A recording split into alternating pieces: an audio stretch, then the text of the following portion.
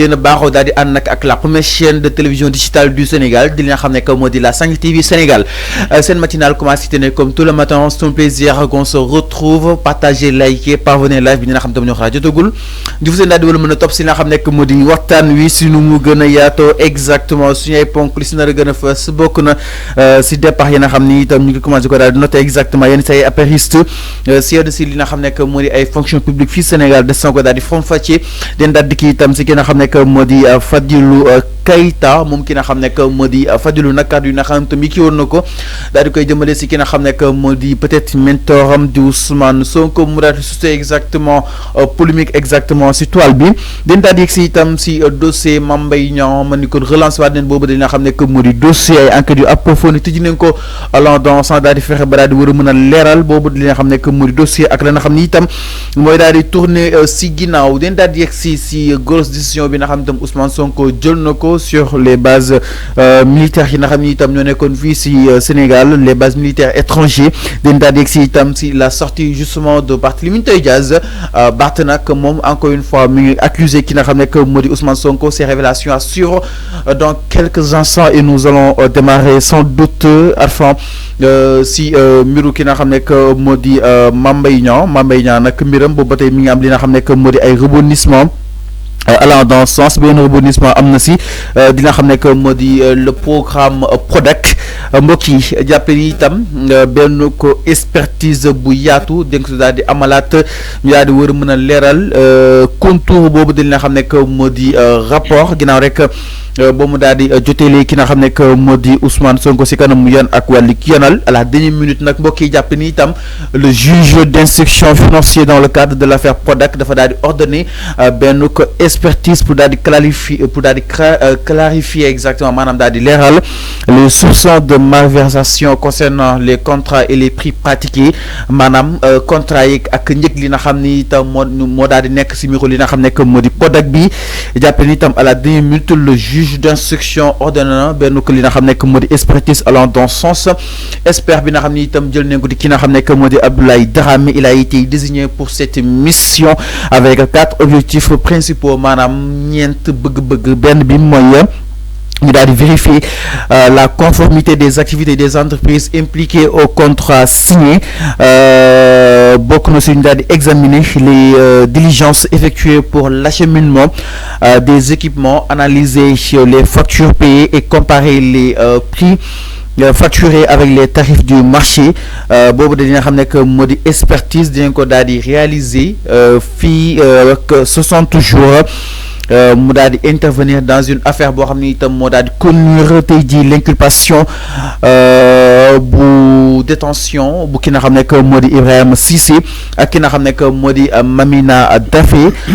pour ay accusations su mel ni li nga xam ne que moo di escroquerie ak wàllu ko blanchiment l'ancien coordinateur bu Prodac di ki nga xam ne que moo di Mame Mbaye Niang jamono ji nag ñu daal di ko si cité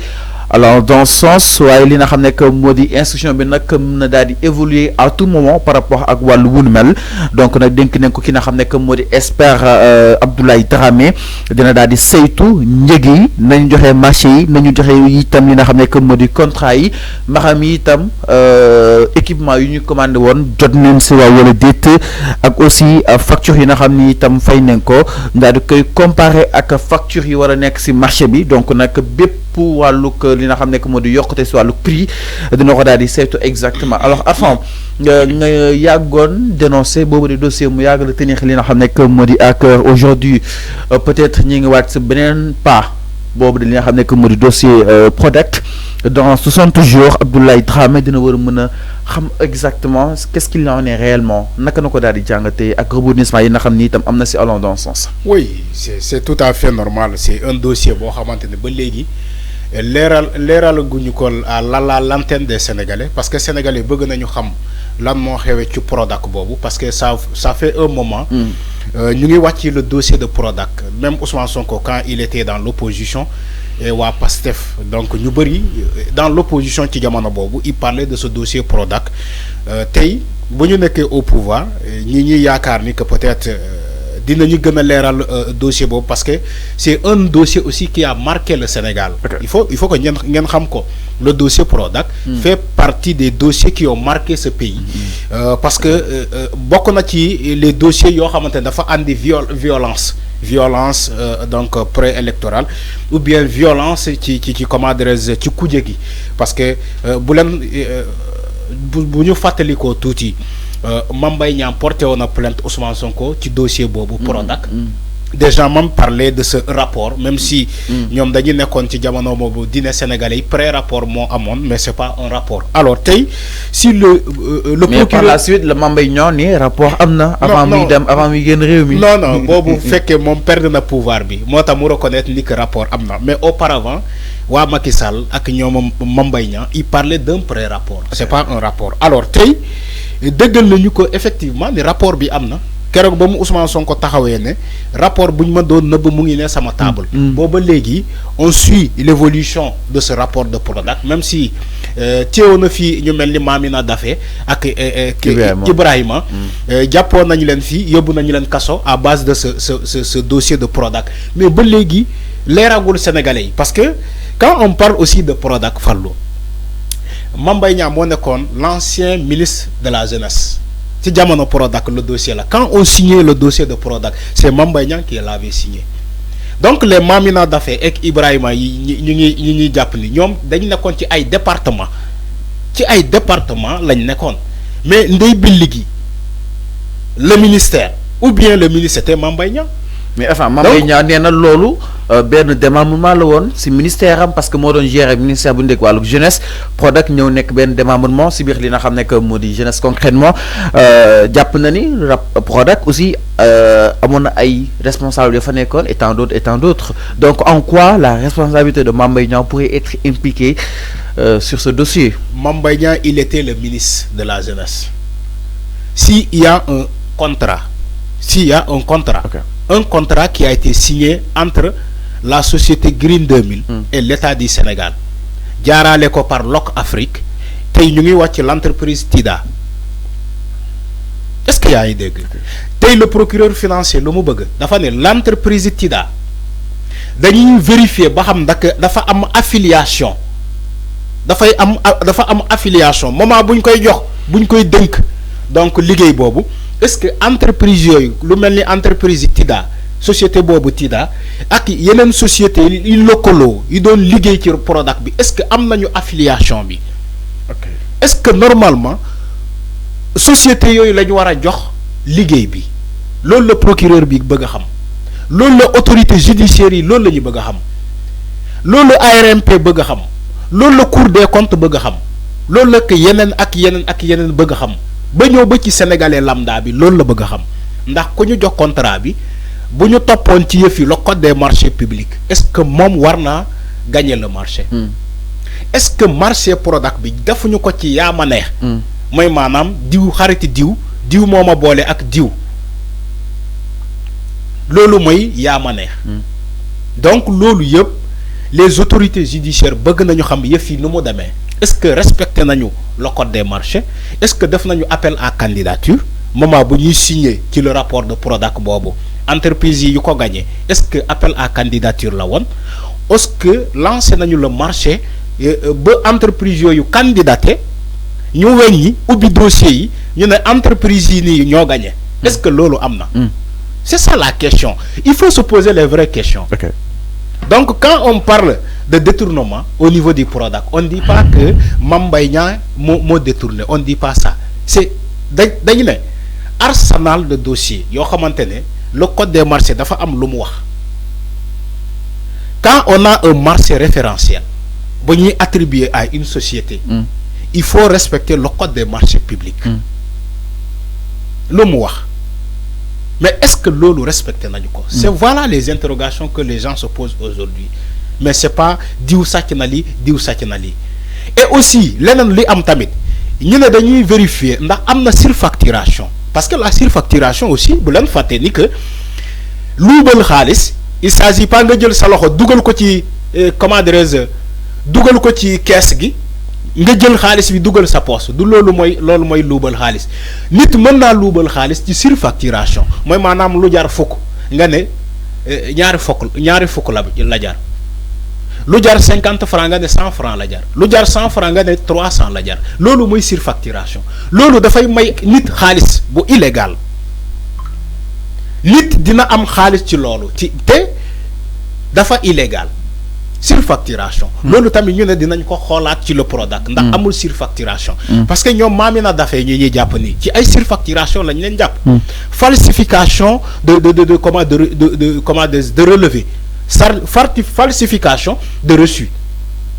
dañ doon falsifier ay papier pour que ñu bañ a am traçabilité xaalis boobu loolu c'est du délinquance c'est du banditisme loolu banditisme la délinquance la escroquerie la donc loolu yëpp bëgg nañu xam mu leer loolu la ñu bëgg donc nee naa la ci le Prodac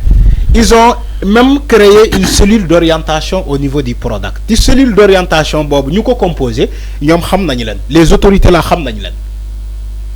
alors quand on faisait donc cette reddition des comptes au niveau du Prodac dafa amoon blocus benn blocus bu ndaw blocus bi mooy amoon na ay nit yoo xamante ne mënuñu leen topp parce que dañoo am casquette milice ñii dañoo am casquette lii pour ñu mën leen topp il faut ce qu'il y ait de la haute ce qu'on appelle la haute cour de justice je crois que blocus boobu génne nañu ko. mais enfin en ce qui concerne. installé nañu la haute cour de justice mais en ce qui concerne facturer exemple parce que nee neen dañoo doon douter est-ce que li ñuy jaay ci marché bi si moom leen facturer exactement. mais c'est ce que j'ai dit. est-ce que aussi équipement yi ñëw na à temps. c'est ce que parce que am na dag yoo xam ne ba tey jii sénégalais mënuñu koo teg bët concrètement. c'est ce que j'ai dit surfacturation ak ñu nëbb chiffres yi. dag yi nag mais dag yi ñu waxoon da nga koy def si dëkk yi nag. mais loolu laay wax ci àll bi kenn gisu ko. demal nga laaj dans toutes les régions du Sénégal dans toutes les régions et les départements du Sénégal. ok il faut nga dem nga laaj leen ndax am na ku bénéficié wu ci le Prodac demal nga laaj leen il faut demander les jeunes sénégalais ndax am na benn jeune bu taxaw ne man tekk naa à base du Prodac wala sama projet réussir na à base du Prodac.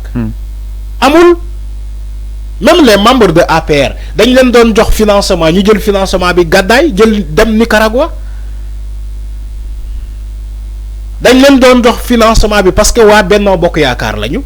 ci ñoom lañu bokk ñu jël xaalis bi gàddaay jël gaal gi dem il faut aller leur demander ñoom xam nañu baax li may wax donc loolu yëpp il faut que ñu vérifier est-ce que matériel bu ñu neen dañ koy jënd la société Locafrique la société Tida même ba Green 2000 bi gagné marché bi dem leen ngeen laaj leen ndax réussir nañu. Comment dirais-je le démarrage du projet dem leen ngeen laaj ndax réussir nañu le démarrage du projet parce que quand ils demandent des comment dirais-je des avenants tu demandes à l'État du Sénégal mu jox la ay avenants ngay laaj ay avenants. donc y a eu des impairs yi nga xam ni itam am na. ngay laaj ay avenants ñu jox la ay avenants soi-disant que pour le démarrage des activités du Prodac ngay laaj avenant État du Sénégal jox la avenant.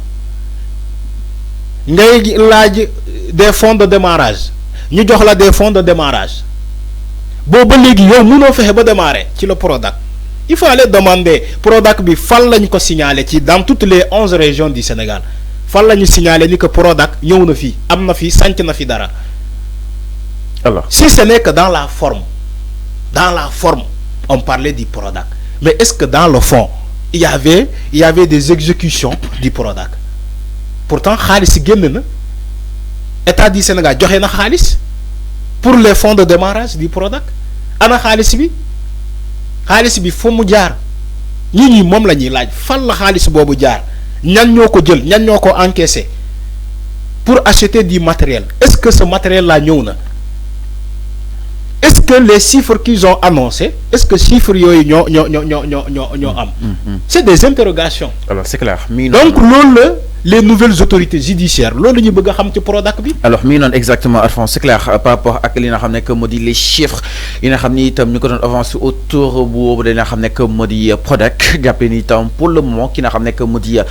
monsieur Mame Mbaye Niang mi ngi à l'étranger waaye li nga xam ne que moo di affaire bi tijjiwaat ne ko dañ daal di xool ana fan la daal di war ne daal di war mujjee li nga xam ne que moo di ay gëttam ba ni fàttali nag ki nga xam ne que moo di l'espère Abdoulaye Dramé moom leen daal di tànn pour mu daal di dox si boobu di li nga xam ne que moo di mission. ñu daal di ñëw itam si leneen du côté exactement de la régie Tafa ginnaaw mbiru li nga xam ne que moo di Prodac alors Alphonse dañuy ñëw sans plus tarder si mbiru